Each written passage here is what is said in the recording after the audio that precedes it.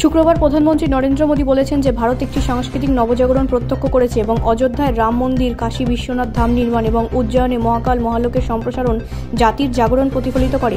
দক্ষিণ গোয়ার কানকোনার পার্তাগলিতে শ্রী সংস্থান গোকর্ণ জীবোত্তম মঠের 550তম বর্ষ উদযাপনের অংশ হিসেবে ভগবান রামের 77 ফুট উঁচু ব্রোঞ্জের মূর্তি উন্মোচনের পর এক সমাবেশে ভাষণ দিচ্ছিলেন প্রধানমন্ত্রী। গোয়া সরকারের মতে এটি বিশ্বের সবচেয়ে উঁচু রামের মূর্তি। অযোধ্যার রাম মন্দির পুনর্নির্মাণ, কাশী বিশ্বনাথ ধামের বিশাল পুনর্নির্মাণ এবং উজ্জয়িনীর মহাকাল মহালোকের সম্প্রসারণ, এই সবকিছুই আমাদের জাতির জাগরণকে প্রতিফলিত করে, যা তার আধ্যাত্মিক ঐতিহ্যকে নতুন শক্তির সাথে এগিয়ে নিয়ে যাচ্ছে। মিস্টার মোদী বলেন, এই নবজাগরণ ভবিষ্যৎ প্রজন্মকে তাদের শিকড়ের সাথে সংযুক্ত থাকতে অনুপ্রাণিত করবে। গোয়ার ইতিহাসের কথা উল্লেখ করে মিস্টার মোদী বলেন, এমন এক সময় ছিল যখন গোয়ার মন্দির এবং স্থানীয় ঐতিহ্য ধ্বংসের মুখোমুখি হয়েছিল। সেই সময় ছিল যখন ভাষা এবং সংস্কৃতির পরিচয় চাপের মুখে পড়েছিল, কিন্তু এই পরিস্থিতি চেতনাকে দুর্বল করতে পারেনি, বরং দৃঢ়তার ক্ষেত্রে অবদান রেখেছিল।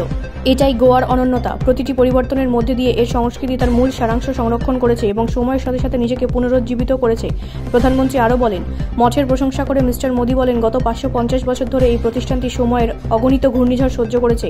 যুগ বদলেছে, সময় বদলেছে, দেশ ও সমাজে অনেক রূপান্তর ঘটেছে, কিন্তু পরিবর্তনশীল যুগ এবং চ্যালেঞ্জের মধ্যেও মঠ তার দিক নির্দেশনা হারায়নি, বরং এটি এমন একটি কেন্দ্র হিসাবে আবির্ভূত হয়েছে যা মানুষকে দিক নির্দেশনা প্রদান করে এবং এটাই সর্বশ্রেষ্ঠ পরিচয়। তিনি বলেন, গোয়ার রাজ্যপাল অশোক গজপতি রাজু, মুখ্যমন্ত্রী প্রমোদ সাওয়ান্ত এবং মঠের শ্রীমৎ বিদ্যাধীশ তীর্থ স্বামী অনুষ্ঠানে উপস্থিত ছিলেন। বিখ্যাত ভাস্কর রাম সুতারের তৈরি রাম মূর্তি, যার অতীত প্রকল্পগুলিতে গুজরাটের স্ট্যাচু অফ ইউনিটি অন্তর্ভুক্ত ছিল, এটি বিশ্বের সবচেয়ে উঁচু রাম মূর্তি বলে দাবি করেছেন গোয়ার পিডব্লিউডি মন্ত্রী দিগম্বর কামাত। শ্রী সংস্থান গোকর্ণ জীবোত্তম মঠ ভারতের প্রাচীনতম সন্ন্যাস প্রতিষ্ঠানগুলির মধ্যে একটি, যা তার আধ্যাত্মিক, সাংস্কৃতিক এবং সামাজিক অবদানের জন্য পরিচিত এবং সারস্বত সম্প্রদায়ের মধ্যে একটি বিশিষ্ট স্থান অধিকার করে।